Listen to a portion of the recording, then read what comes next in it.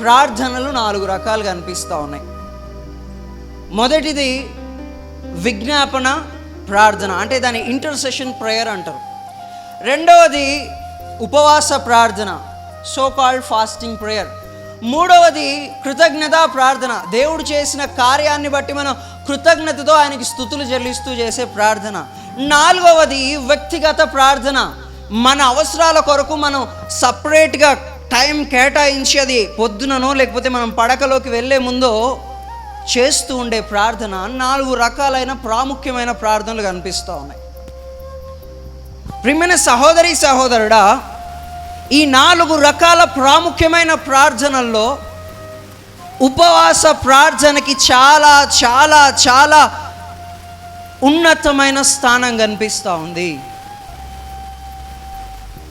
కళ్ళ ముందు శత్రువులు కనిపిస్తూ ఉన్నారు. యెహోషాపాతు ఏం చేస్తూ ఉన్నాడమ్మా? ఉపవాస ప్రార్థన ప్రకటిస్తూ ఉన్నాడు. మార్పు లేని నినవే ప్రజలు కనిపిస్తూ ఉన్నారు. వాళ్ళ జీవితాల్లో మార్పు కోసం ఏం చేస్తూ ఉన్నారమ్మా? ఉపవాస ప్రార్థన. ఒక గొప్ప దేవుని చిత్తాన్ని నెరవేర్చడానికి యేసు ప్రభువు మానవ స్వరూపంలో ఈ భూలోకానికి వస్తూ ఉన్నాడు. ఆయన పని మొదలుపెట్టే ముందు ఏం చేస్తూ ఉన్నాడమ్మా?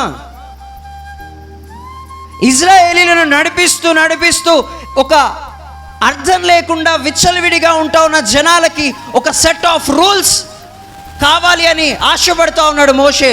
ఎలా పొందుకుంటా ఉన్నాడమ్మా? ఉపవాస ప్రార్థన ద్వారా. హల్లెలూయా, హల్లెలూయా.